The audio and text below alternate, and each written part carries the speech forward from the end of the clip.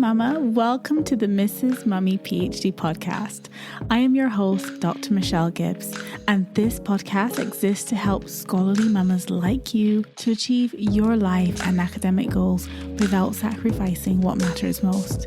Here, we're changing the overwhelm, juggle, struggle narrative around what it means to be a mama on an academic journey to one of empowerment, fulfillment, and purposeful success.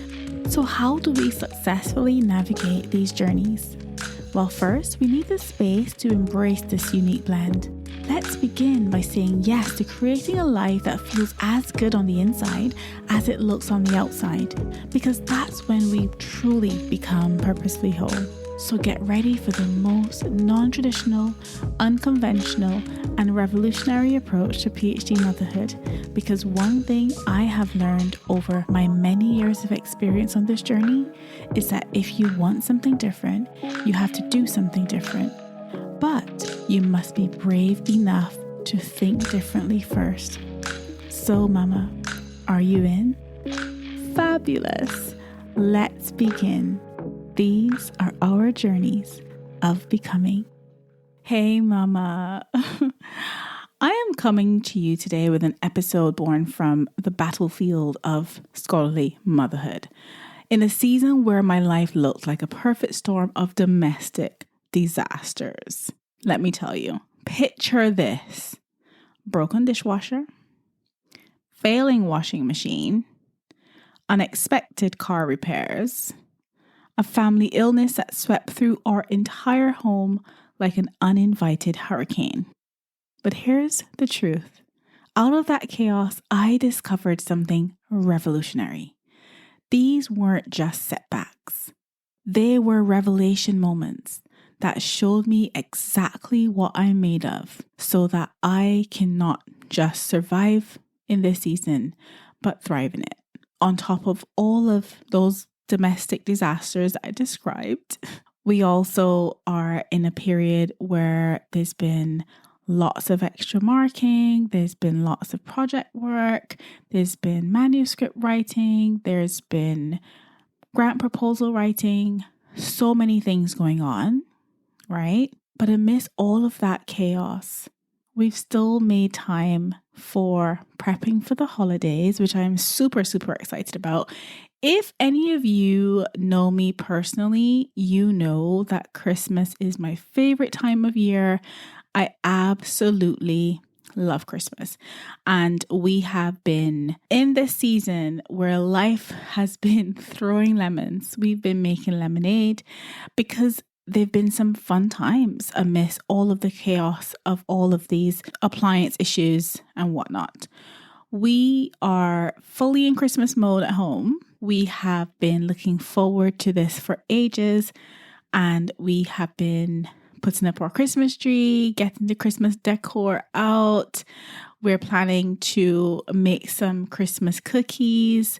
We have been watching Christmas movies, and we have been getting out and about and enjoying the Christmas cheer outdoors. So there's been lots happening, but also lots coming up to look forward to, which, as you know, like I said, Christmas is my favorite time of year. And I am so excited for all that we've got planned. Anyway, so I know that a lot of you have been asking me about merchandise, about when I'm opening my shop. And I am so pleased. I am actually beyond excited to share that we've just opened the shop. So if you go to mrsmummyphd.com/shop, you will see merchandise there. By the time you listen to this episode, we'll have 1 day left of a 20% off flash sale. So if you are looking for hoodies or mugs or any other little merchandise bits, check out the shop. Make sure you make your purchase today because it's ending today, the 20% off flash sale. And why not order now and get your items in time for Christmas? Maybe you're looking for a gift for yourself. Maybe you want to just treat yourself this holiday season. Perfect time to get one of our Scholarly Mama merchandise items. Or you may be looking to buy a gift for a Scholarly Mama that you know. Again, check out mrsmummyphd.com/shop shop. Because who doesn't want to wear their Scholarly Mama swagger, right? You've got hoodies that scream, I'm writing a dissertation and making dinner because I am a purposeful scholarly mama. You've got mugs that hold your hot drink and your determination. T-shirts that celebrate your unique journey because again, Scholarly Mama life is one of a kind. Mouse pads for those late night research sessions, tote bags to carry your world, your research papers, your snacks, and all the backup plans. So head over to mrsmummyphd.com/shop. And if you order your items by today, you'll get 20% off. If you're listening to this after Monday, then unfortunately the 20% flash sale has ended. So make sure you hurry over there and get your 20% off because this isn't just merchandise, right? These are conversation starters. These are badges of honor. These are practical items that say, I am a mama, I am a scholar, and I am unstoppable. So in this period that I have been dealing with all these domestic issues and all the appliance breakdowns and car issues and whatnot, it's really made me think about the importance really of being grateful in every season of life, even when it's hard, especially when it's hard, right? And I know that's so easy to say. I can tell you there have been times in the last couple of weeks where I have questioned where is the gratitude, right? Because I haven't been able to really embody that gratitude the way that I wanted because I felt so overwhelmed with so many things going on and so unwell, being sick and everything. But here's the thing. When you least expect a miracle, when you least expect a breakthrough, this is the time to lean into gratitude. This is the time to remember how far you've come. This is the time to reflect on the journey that it's been and the resilience that you have demonstrated to get you to this point. And just when you're on the cusp of potentially giving up, in comes the breakthrough. In comes the miracle. In comes the good news. In comes progress. In comes the right person at the right time to help you navigate this season of life. And so I hope that this podcast has been that for you, just to remind you of why it's important to be grateful. I know my listeners who are in the US have been celebrating Thanksgiving. I wish we had Thanksgiving. I think it's a wonderful holiday, to be honest, and I wish everybody in the world celebrated it. I'm in the UK, as you know, we don't celebrate Thanksgiving here. But, for me, Thanksgiving is every day because every day I want to wake up and I want to give thanks for life. I want to give thanks for my family, for my kids, for my husband. I want to give thanks for all the blessings that I have in my life, whether it's Thanksgiving around the world or not, right? Every day is Thanksgiving here. And so as I've been reflecting on being grateful for all these little things, because here's the thing, we don't really remember to experience and to embody. We don't always embody gratitude, especially when things are going well. When things are going smoothly and going well, we forget to be grateful. We forget to give thanks. And it's when these little things start to break down or stop working or start to give trouble, that's when we remember, my goodness, only if I wish I had given gratitude. I am so grateful for all these other little things that I have are working, that are not breaking down. And I want to give thanks for those things. So don't wait for the breakdowns to have that gratitude. Really try and embody that every day. So as I've been thinking about gratitude and the importance of giving thanks and being grateful, I remember meeting with a friend a couple of weeks ago, and we were just sitting in a cafe and just we hadn't met up for a long time. So it was so nice to kind of catch up.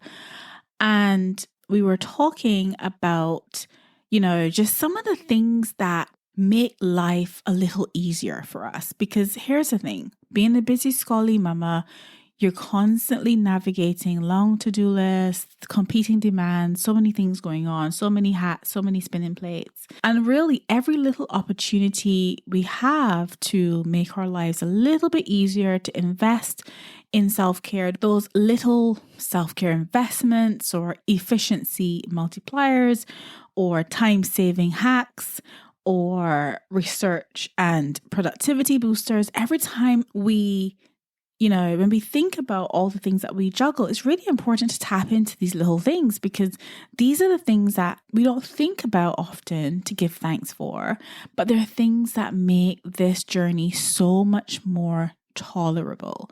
These are the little things that make this Scholarly Mama life a little bit more tolerable. So I was thinking as I was chatting with my friend about all the little things, and I thought, you know what, I'll share some of them because I'd never really talk about this stuff. I'm not recommending any particular brands here or anything. You can do your due diligence and research, and obviously check with your doctor if you've got health issues and need to make sure that these things are safe for you to use. But I just wanted to share a few of the things that I use every day that help me with these little things, little well-being props to help me navigate Scholarly Mama life. This is not an exhaustive list because I actually never really sat down and actually wrote all these things down. These are just some of the ones that are coming up for me as I record this episode. So the first one is invest in a sit-stand desk. I wish I'd done this from the very beginning of my PhD. I did not. I spent a lot of time sitting at my desk, which is clearly not good for my posture and not good for my physical health. So a sit-stand desk is definitely something I would recommend. But I've gone a step further than just having a sit-stand desk. My colleagues at work always laugh with me because I work from home sometimes, and they always laugh at all the different things I've got going on. So I've also got a whole body vibration plate. Again, not a recommendation. You can check with your doctor whether this is something safe for you to use. I find it helpful just to help, keep my circulation going while I am at my desk. I also have a walking pad, which is like an under-desk treadmill, and that really helps me to stay active while I'm reading, while I'm writing, while I'm typing. And surprisingly, it works really, really well. Like I get in so many steps just from walking while I'm working. That's just transformative, honestly. The other little thing I use that I absolutely believe in is an insulated water bottle. Like, I don't like room temperature water. I will drink it, but I prefer chilled water. And so keeping that regularly topped up during the day is definitely something that I do. And if you check out our Scholarly Mama shop at mrsmummyphd.com/shop, you'll see we have insulated water bottles included. So do check those out. And one of the big ones for me that I've only recently introduced, I don't know why I didn't think about this a long time ago, but it had literally transformed my life, like literally, because I was swimming, sinking, buried, whatever you want to call it, in paper notes. My husband would always be so frustrated with all these paper notes, and when I'm looking for something, I can't find it because it's in this folder and that folder and this notepad and that notepad. It was just getting out of hand. And we looked into getting an e-ink tablet, and that has just transformed our lives. So my husband got one and I got one. I got the Remarkable, which is brilliant. I love it so much. And it's really handy for almost anything. I write so many things on there, my to-do lists, my notes from meetings, notes, things that I think about, journal, so many things I use my Remarkable for. Honestly, could not be without it. I don't know why I didn't have one of these a long time ago.